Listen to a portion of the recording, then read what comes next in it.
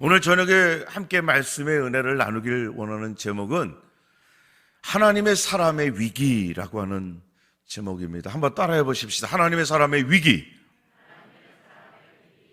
아마 여러분들 지난 주간에 뉴스를 들어서 아시겠지만 저도 참 충격적인 우리 대한민국의 아주 유명한 개그우먼이죠. 그분이 참 극단적인 선택을 했다는 뉴스를 들었습니다. 저는 처음에 듣기로는 믿고 싶지도 않았고 믿어지지도 않은 뉴스였었어요. 저는 개인적으로 참 좋아했고 그분의 수수함이라든지 아니면 정말 개그맨이 되고 싶어 했던 그 마음이 제가 이렇게 많이 간간히 들었기 때문에 참 좋아했던 분인데 미처 알지 못했던 그분의 많은 어려움이 있었더라고요. 본인의 지병이 있었는데 그 지병을 도저히 극복할 수가 없었던 이유를 나중에 들었어요. 그래서 결국은 그 어머니가 또 사랑하는 딸 혼자 가는 것을 못 보겠어서 두 사람이 같이 참 그러한 일을 겪었어요. 참 마음이 안 좋더라고요. 웃기는 사람이 울리는 사람이 돼버리니까 이게 어떻게 이렇게 될 수 있을까. 보기에는 참 화려했었어요. 뭐 어려움이 없었던 것처럼 웃기니까. 그랬는데 그분에게는 굉장히 큰 어려움이 있었던 거죠. 여러분, 우리가 살면서 이런 어려움이 없는 사람이 어디 있겠어요? 그죠? 경중의 차이는 있겠죠. 그러나 우리가 이 땅에 사는 것 인생 자체가 고통이고 고난이고 결코 쉽지 않은 시간을 우리가 살 수밖에 없는 거죠. 많은 분들이 우리 그런 말 하잖아요. 예수 믿으면 뭔가 잘 될 것 같아요. 예, 잘 됐죠.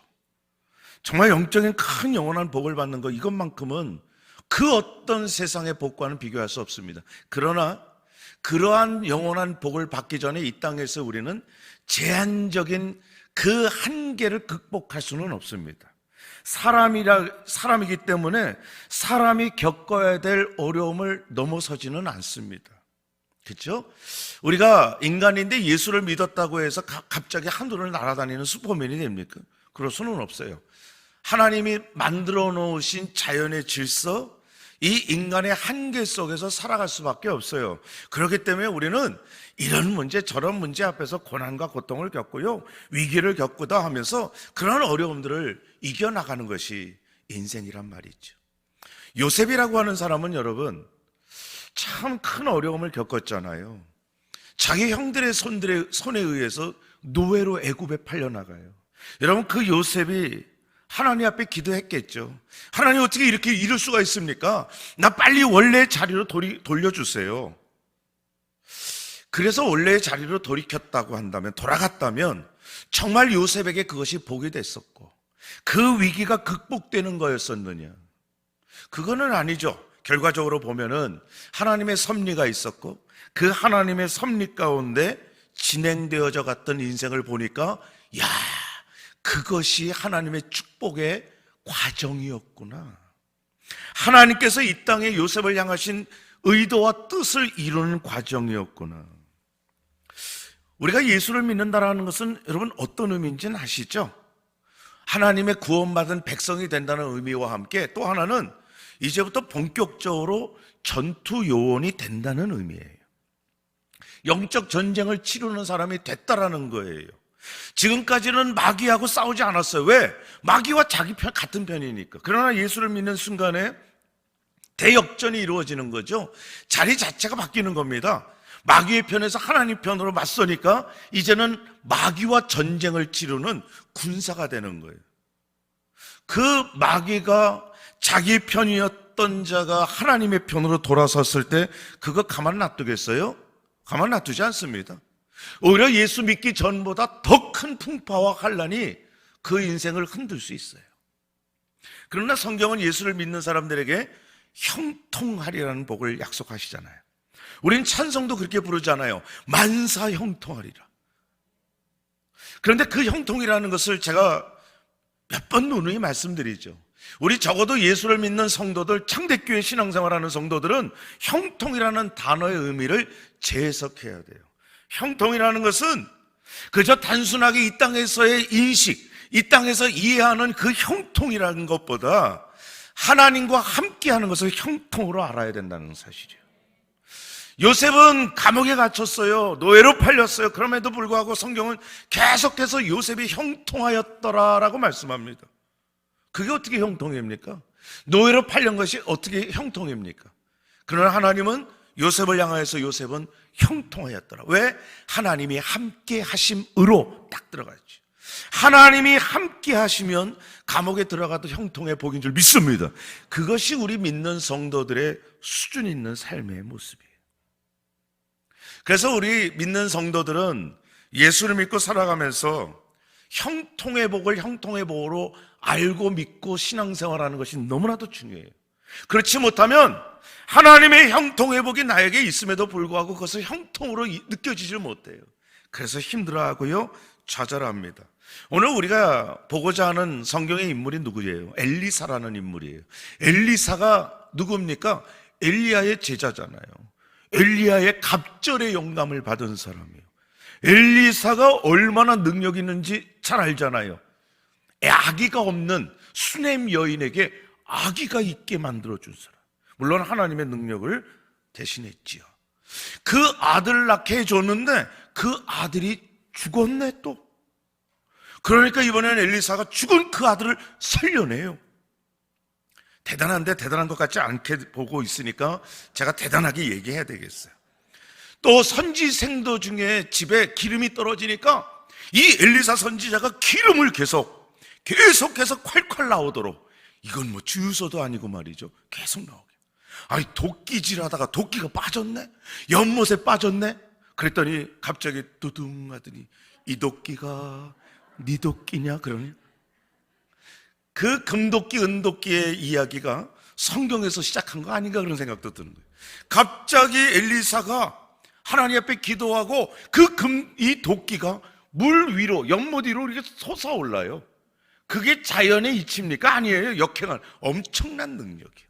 더군다나 우리 잘 알잖아요. 나만 장군의 문둥병을 그냥 고치는 거예요.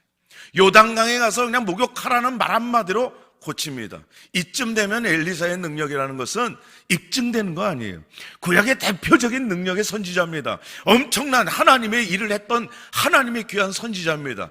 그렇다면 이 엘리사가 이 땅에 살면서 위기를 겪지 말아야죠. 위기를 만나는 것 자체가 이상한 거 아닙니까? 왜? 하나님의 그런 위대한 일을 했던 선지자인데 어떻게 위기를 만납니까? 그러나 성경은 거기에 대해서 철저하게 반대합니다. 아니야. 그럼에도 불구하고 위기가 있다. 어떤 위기입니까? 아람 나라가 이 엘리사 선지자가 있는 도단성을 에워쌉니다. 그리고 이제 곧 도단성을 공격해서 그 엘리사와 함께 도단성의 모든 자들을 괴멸시키고 진멸시키려고 하는 찰나예요. 여러분, 이런 상황은 정말 두려운 일이죠. 절체절명의 인생의 큰 위기죠. 우리가 이런 사건을 보면서 과연 오늘 이 본문 통해서 우리가 꼭 기억해야 될 진리들이 있다면 무엇이냐? 여러분, 아무리 믿는 사람이라도, 그리고 하나님이 아무리 사랑하는 사람이라도 위기는 만날 수 있다. 아멘. 아무리 하나님이 믿음이 좋은 사람이라고 인정할지라도 그 사람에게는 위기가 피해가지 않는다는 거예요. 그래서 여러분, 이것을 놓치면, 아니 내가 하나님 앞에 그렇게 충성했는데, 내가 하나님 앞에 그렇게 열심히 섬겼는데 어떻게 나에게 하나님이 이런 일을 하실 수 있습니까? 라고 시험 든다고요. 여러분, 예수 믿다가 시험 드는 사람이 한두 사람인 줄 아세요? 한 타스도 아니에요. 정말 어마어마하게 많습니다. 목사한테 찾아와서 예수 믿고 재수 없어서 이제는 안 믿겠다, 그런 말까지 하는 사람들도 너무나 많아요. 왜 그래요? 그런 정말 우리가 평범한 진리조차도 믿고 싶지 않아서 안 믿었었기 때문에 그래요. 내가 예수 믿었다면 만사형통 잘 돼야 될 텐데, 아주 예수 믿는 것 자체를 무슨 복덕방의 복장서로 하는 거예요. 아니에요. 오늘 다시 한번 말씀을 통해서 우리가 재인식할 필요가 있습니다. 예수를 믿는 아무리 능력이 있었던 엘리사도 위기를 만나는구나. 나도 이 믿음을 가지고 신앙생활하는 가운데 얼마든지 위기를 만날 수 있구나. 얼마나 이 엘리사가 큰 은혜를 받았던 사람이지. 그래서 능력을 발휘했죠. 우리도 마찬가지입니다. 우리가 하나님 앞에 얼마나 큰 은혜를 받습니까? 그렇다면 이제는 고난 끝이구나, 근심 끝이구나, 이렇게 생각할 수 있지만 어때 그렇습니까? 예수를 믿는다고 해서 고난이 끝나요? 안 그래요. 오히려 마귀가 더 이를 악물고 공격합니다. 어저께까지는 내 편이었는데 오늘 갑자기 나랑 대적 관계가 되니까 마귀가 그 꼴을 보지 않는 거예요. 가만 놔두지 않습니다. 여러분들은 마귀의 공격 목표 제1호들이에요. 축하드리는 거지요. 조금만 기다리면 아주 그냥 숨이 끊어질 정도로 공격해 들어올 거예요. 예수님도 그렇게 공격했어요. 예수님의 제자들도 그렇게 흔들었어요. 사도 바울 말할 것도 없습니다. 목사요, 평신도요, 다 마찬가지. 여기서 그 어떤 사람도 벗어날 방법 자체가 없어요. 우리는 예수를 믿고 그렇게 살아갈 때에 예수를 믿어도 얼마든지 이런 위기를 만날 수 있구나. 아람 군대가 도단성을 에워싸고요, 이 엘리사 한 사람을 죽이기 위해서 다 죽이려고 하는 거예요. 자기들의 공격을 번번이 무산시켰거든요. 아주 그냥 헛수고 만들었단 말이죠. 엘리사의 종이 깜짝 놀란 거예요. 자기가 있는 그 도단성을 둘러싼 아람 군대를 보고 위기, 절망, 좌절, 자포자기. 여러분, 우리가 예수를 믿고 은혜 받은 다음에 얼마나 한번 믿음으로 살아보겠다고 노력들 합니까? 금요일 날 이저녁 시간에 여기 나와서 기도하겠다는 그 자체는 여러분은 잘 몰라도 하나님이요, 박수 치면서 놀래 자빠질 정도의 귀한 믿음이에요. 이렇게 기도의 자리에 달려나온다는 거, 이거 보통이 아닙니다. 그 정도로 우리가 하나님의 은혜를 받은 사람들이에요. 그럼에도 불구하고 위기는 결코 없어지지 않는다는 거예요. 그래서 인생을 살면서 위기와 절망, 좌절, 그래서 시험 들고, 마귀는 어떻게 하든지 수단 방법 가리지 않고 우리의 믿음을 흔들려고 기회를 엿봅니다. 믿음 지켜내는 거 쉽지 않아요. 여러분의 믿음이 어저께 믿음보다도 더 적어지고 없어질 수도 있고요, 더 많아질 수도 있지만 엄청난 거예요. 제가 말씀을 나눌 때마다 기도가 너무 어렵다고 얘기를 하니까 또 그런 생각이 들어요. 너무 힘드니까 성도들 혹시 포기하자 그럴까 봐. 그런데 여러분, 기도의 열매는요 얼마나 단지. 우리 어머니가 그랬거든요. 그 기도할 때 누구도 이해하지 못하고 누구도 위로해 주지 못하는 천국의 위로가 기도하는 그 자리에 쏟아진다는 사실이에요. 여러분, 이것이 믿음을 갖고 있는 성도들에게 주시는 하나님의 특권 아닙니까? 그럼에도 불구하고 그런 은혜를 받기 전까지 우리는 숨이 막혀요. 믿음을 지켜낸다는 거 쉽지 않단 말이에요. 그렇다고 해서 우리가 앉아서 망해야 되느냐? 절대로 아니에요. 여러분, 하나님이 믿음을 주셨는데 망하고, 그리고 좌절하고 무너지고, 이거 하나님 앞에서 꼴밤 더 맞을 일이에요. 오히려 여러분, 그럴 때에 우리가 믿음이 있지만 고난 앞에서, 위기 앞에서 좌절하려고 할 때 우리가 해야 될 것은 내 믿음의 눈을 떠야 되는 시간이에요. 내 신령한 믿음의 눈을 떠서 우리 하나님이 나를 향하여 하신 일을 봐야 되는 시간이에요. 이게 믿음이에요. 믿음이 없는 사람과 믿음이 있는 사람의 차이가 바로 이거예요. 믿음이 없는 사람은 보지 못합니다. 하나님의 그 엄청난 일을 보지 못해요. 그러나 하나님의 사람들을 향해서 하나님은 적극적으로 지키고 보호하시려는 하나님의 사랑이 있다는 거예요. 그것을 봐야 된단 말이죠. 16절 말씀 보세요. 대답하되 두려워하지 말라. 우리와 함께한 자가 그들과 함께한 자보다 많으니라. 너 걱정하지 마. 우리를 지키시는 하나님이 얼마나 적극적으로 우리를 지키고 보호해 주시려는지 더 많은 군사를 보내주셨다는 거예요. 여러분, 하나님이 우리를 지키시는데요, 무능력한 손으로 지키는 하나님이 아닙니다. 우리를 지키는 하나님의 손은요, 세상의 그 어떤 손도 감당하지 못하는 강력한 능력의 손인 줄 믿습니다. 로마서 8장 31절에 그런즉 이 일에 대하여 우리가 무슨 말하리요? 만일 하나님이 우리를 위하시면 누가 우리를 대적하리요?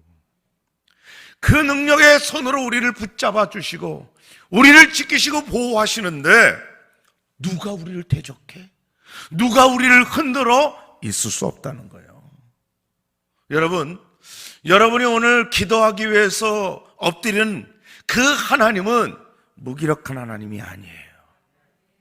제가 초등학교 4학년 때 말이죠, 제가 지금은 이래도 그때는 아주 키도 작았었어요.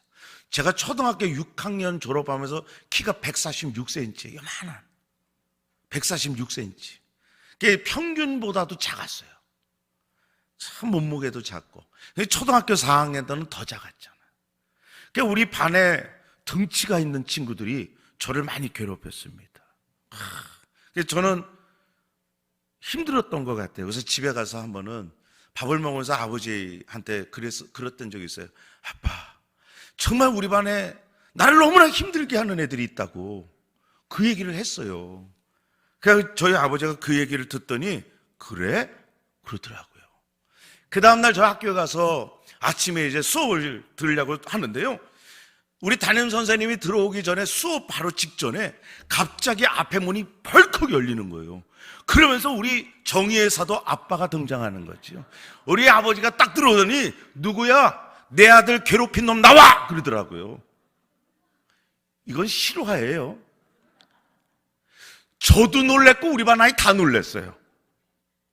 여러분, 제 아버지는요, 유도가 공인 4단이었었어요. 그때 보통 김두한을 쫓아다녔던 이 검객들, 뭐 이런, 이분들이 다 유단자들 뭐 그랬잖아요. 유도가 4단이라고요. 그때 당시에 키가 1m 76이에요. 그러면 그때 시대에는 굉장히 작지 않은 큰 몸이에요. 그런 분이 초등학교 4학년짜리 반에 들어서 빵 열고 들어와서 나와!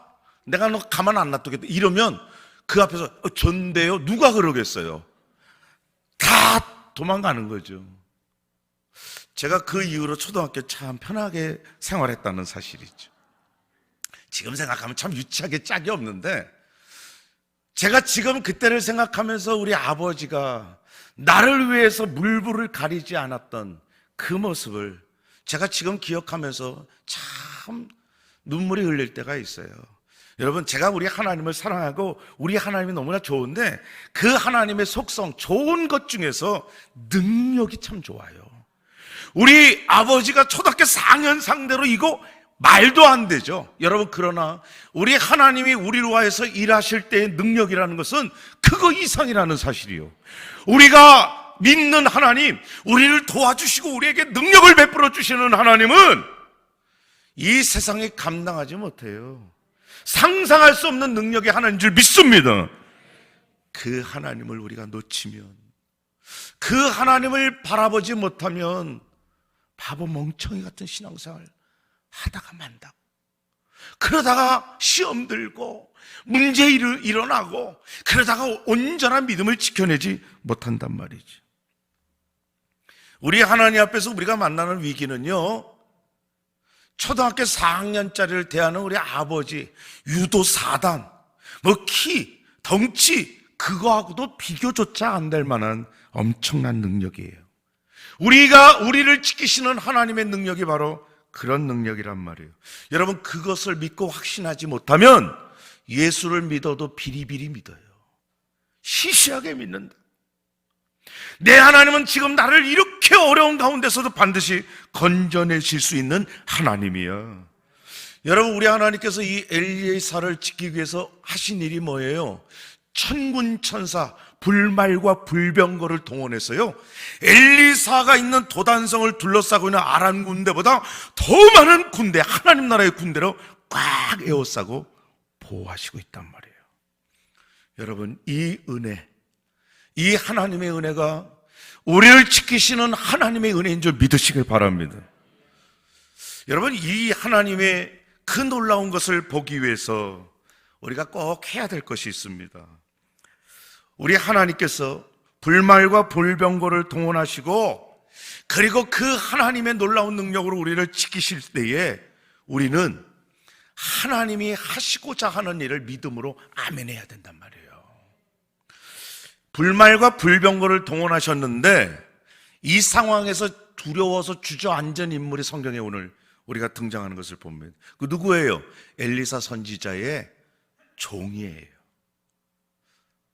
지금 하나님께서 도단성을 아람 군대보다 더 많은 하나님 나라의 군사로 에워싸고 있는데, 그 엘리사 선지자의 종이 한다는 소리가 기껏 한다는 소리가 뭐냐? 15절 말씀에 보니까, 하나님의 사람의 사원이 일찍 일어나서 나가보니 군사와 말과 병거가 성읍을 에워쌌는지라. 그의 사원이 엘리사에게 말하되, 아, 내 주여, 우리가 어찌 하리이까? 사실 여러분, 이 엘리사 선지자의 사원이 한 말, 그래서 두려웠던 거, 이거는 지극히 평범한 일이에요. 우리들도 얼마든지 그럴 수 있어요. 엘리사 선지자의 사환이 지금 못 볼 것 봤나요? 볼 것 본 거예요. 틀린 게 아니에요. 맞죠? 아람 군대의 엄청난 병거들, 엄청난 병력들, 숫자들을 보고 두려워한 거죠. 틀린 거 아니에요. 그런데 문제는 뭐예요? 그것만 본 거예요. 하나님께서 이 세상의 모든 것을 창조하신 것을 후회한 때가 있었어요. 노아의 때예요. 하나님이 이 세상의 모든 사람을 창조하신 것을 후회하시면서 그들은 먹고 마시고 시집가고 장가가는 것, 그것을 통탄하셨어요. 뭐 잘못됐나요? 먹고 마시고 시집가고 장가가는 게 뭐가 죄예요? 아니에요. 얼마든지 우리가 살아가면서 하는 일들입니다. 그런데 문제는 그것만 한 거예요. 하나님이 그것을 지적하시는 거예요. 하나님은 아랑곳하지 않아요. 오직 자기들이 하고 싶은 일들, 먹고 마시고 시집가고 장가가는 일, 이 세상의 모든 일들, 그거에만 관심을 가졌지 하나님의 일에 대해서는 전혀 관심이 뚝 떨어진 거예요. 오늘 이 엘리사 선지자의 사환도 마찬가지예요. 눈에 보이는 것만 본 거예요. 틀린 거 아니에요. 그런데 그게 문제예요. 왜 문제예요? 적어도 하나님의 자녀들은, 하나님의 백성은 육신의 눈만 있는 존재가 아니라는 거죠. 우리는 예수를 믿는 순간부터 내가 원하든 원치 않든 육신의 눈과 함께 또 하나의 눈이 철커덕하고 생깁니다. 어떤 눈이에요? 영의 눈이에요. 이제 우리는 그런 수준으로 올라서는 거예요. 육신의 삶만 사는 존재가 아니라 영의 삶을 사는 존재로 예수를 믿는 순간에 우리는 그렇게 상황 변화가 돼버린단 말이에요. 그래서 오늘 이 엘리사 선지자의 종이 봤던 거, 그 아람 나라의 군대와 병거 숫자, 그걸 보면서 두려워했던 거, 그것이 지금 문제가 생긴 거예요. 하나님의 사람이라고 한다면 그 외에 그 아람 군대를 오히려 둘러싸서 엘리사 선지자를 지키려고 하시는 하나님 나라의 군사 불병거를 봐야죠. 그걸 봐야죠. 그게 보는 게 믿음이란 말이에요. 눈에 보이지 않지만 눈에 보이지 않는 세계를 보는 것, 그것이 바로 하나님께서 우리들 성도들에게 말씀하신단 말이에요. 우리가 만나는 많은 시험과 환난 문제들은 눈에 보이는 것만 보기 때문에 시험, 환난, 좌절이 생겨요. 왜? 그 만나는 문제를 해결할 수 없거든. 내 능력으로는 해결할 수 없어요. 그리고 내 환경과 내 여건으로는 해결 불가능해. 그러니까 주저앉는단 말이에요. 그러나 우리 하나님께서 요구하시는 것은 나만 보고 내 환경만 보고 문제만 보면서 주저앉는 것이 아니라 그 뒤에 살아계시고 그래서 우리를 위하여 적극적으로 나서기를 준비하시는 하나님을 보라라고 하시는 거죠. 왜요? 그 하나님이 우리를 지켜주시는 하나님이기 때문에 그렇습니다. 여러분, 오늘 다시 한번 말씀을 통해서 우리가 놓치지 말아야 될 것은, 우리가 살면서 닥치는 환난들, 위기들 있어요. 없을 수 없습니다. 그러나 그 위기는 하나님께서 우리들을 책임지고 보호하시려는 하나님의 능력의 시간이다라는 거예요. 그래서 그것을 바라보면서 믿음으로 하나님 역사하여 주시옵소서라고 하는 거, 이게 믿음이에요. 우리가 믿음의 눈을 떠서 우리 하나님께서 우리를 지키시려고 하시는 것을 봐야 되는데, 어떻게 봅니까? 너무나 잘 아는 진리요. 기도해야 볼 수 있어요. 따라해 보십시다. 기도해야 보인다. 희한한 거예요. 너무나 평범한 진리인데 이 방법밖에는 없어요. 기도해야 보이기 시작해요. 기도해야 느껴지기 시작하고요. 기도해야 감사하기 시작하고요. 기도해야 하나님의 기쁨이 되기 시작한단 말이에요. 참 희한해요. 기도할 때에 하나님의 세계를 볼 수 있는 영의 눈이 떠지기 시작해요. 여러분, 예수를 믿었다고 해서 보는 거 아니에요. 착각하지 마세요. 예수를 믿었다고 해서 하나님의 신령한 세계를 보면서 살아요? 안 그래요. 구원은 얻을 수 있죠. 왜? 믿었으니까. 그러나 하나님 나라의 그 엄청난 신령한 세계를 누리지도 못하고 끝나는 인생이 너무나 많아. 그러나 기도하세요. 기도해 보세요. 그러면 하나님의 세계가 황홀하게 펼쳐지는 거예요. 눈에 보이지 않는 하나님이 나를 향하여서 예비하시고 준비해 주시는 놀라운 세계가 눈에 들어오기 시작한단 말이죠. 마가의 다락방에서 여러분 120명의 성도, 500의 형제가 줄곧 줄어서 120명 남은 거예요. 120명이 마가의 다락방에서 하나님 앞에 막 기도하기 시작하면 주여 살려달라고. 그랬더니 여러분, 성령이 불의 혀같이 임하기 시작합니다. 그것을 누가 봤다고? 기도하던 110명의 성도들이 보는 거예요. 기도해야 보이기 시작하는 거예요. 기도해야 하나님의 은혜를 인정하기 시작한단 말이죠. 제가 참 누누이 말하지만 예수 안 믿는 사람들이 기도하지 않는 이유는 딱 하나밖에 없어요. 기도해도 들을 하나님이 없기 때문에 기도 안 해요. 그렇잖아요. 기도해봐야 하나님이 없는데 뭘 기도해? 그러나 우리 믿는 성도들이 기도하는 이유가 뭐예요? 기도하면 들으실 하나님이 계시기 때문에 그런 거예요. 여러분, 오늘 이 저녁 시간에 우리가 기도하는 것은 공허하게 공중에다 대고 외치는 그런 것이 아닙니다. 우리의 기도를 들으시는 하나님이 내 앞에서 내 기도를 받으시기 때문에, 나는 그것을 믿기 때문에, 우리는 그것을 믿기 때문에 오늘 이 밤에 여러분 기도하는 줄로 믿습니다. 여러분의 문제는 기도할 때에 하나님께서 하나님의 문제로 자리 체인지를 해주시는 거예요. 기도하지 않으면 내 문제로 계속 가는 거예요. 또 한 가지, 우리가 믿음의 눈을 떠서 또 신령한 그 세계를 볼 수 있는, 보기 위해서 우리가 해야 될 것은 믿음으로 성령의 인도함을 받아야 돼요. 기도해야 볼 수 있고요. 두 번째로는 믿음으로 성령의 인도함을 받아야 된단 말이에요. 희한하게 하나님의 역사는요, 믿음이 있는 자만이 볼 수 있어요. 희한하죠.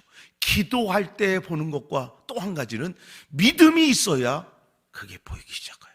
아브라함 보세요.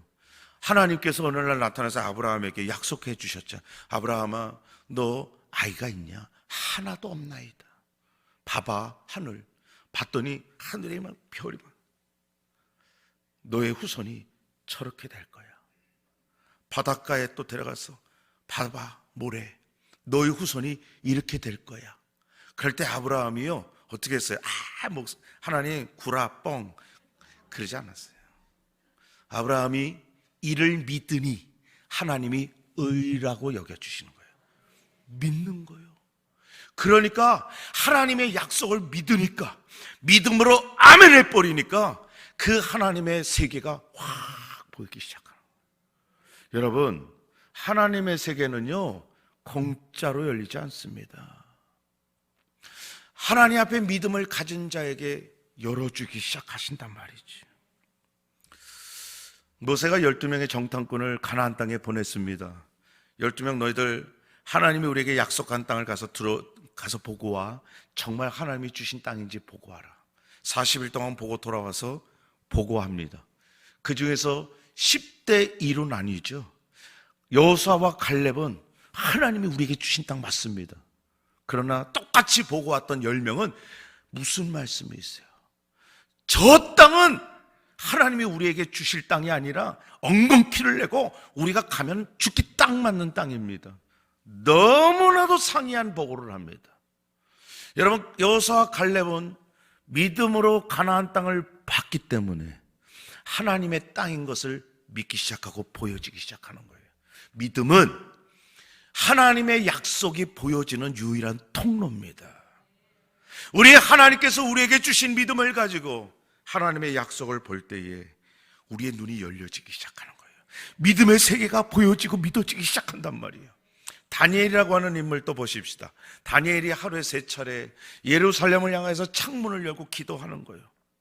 여러분, 그거 쉬운 줄 아세요? 감시의 눈이 얼마나 많은데 드론 뜨지, 도청장치 깔아놓지. 다니엘은요 꼼짝달싹 못합니다. 그러나 다니엘이 하루에 3번 하나님을 향하여서, 예루살렘을 향하여서 창문을 열고 기도할 때에 하나님께서 그 믿음으로 엎드렸던 다니엘에게 환상의 눈을 확 떠줘서 그 환상의 말씀을 기록할 수 있었어요. 여러분, 믿음 아니고서는 우리 하나님이 하실 일을 이해할 수도 없고 볼 수도 없단 말이죠. 제가 요즘 우리가 살고 있는 이 시대를 보면서 누구도 경험해보지 못한 위기의 시대구나. 여러분들 이런 때가 어디 있었습니까? 예배를 드리는 여러분들 마스크를 끼고 앉아있을 때가 있었어요. 마스크를 끼면요, 저거 정신이 지정상이야 이러죠. 마스크 띄세요 그럴 거예요.